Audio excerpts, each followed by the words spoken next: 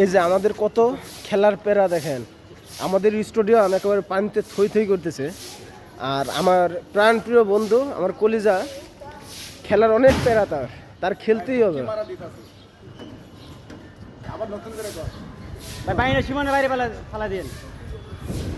এখন এই বৃষ্টির পানি সরায়, এখনো কিন্তু বৃষ্টি পড়তেছে অবশ্য। সে এই বৃষ্টির পানি পরিষ্কার করে এখন খেলবে।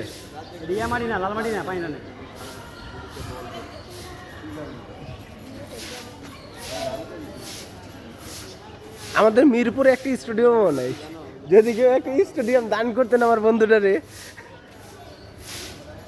তাহলে ক্লিনার হিসেবে কাজ করতাম আমি, সাগর।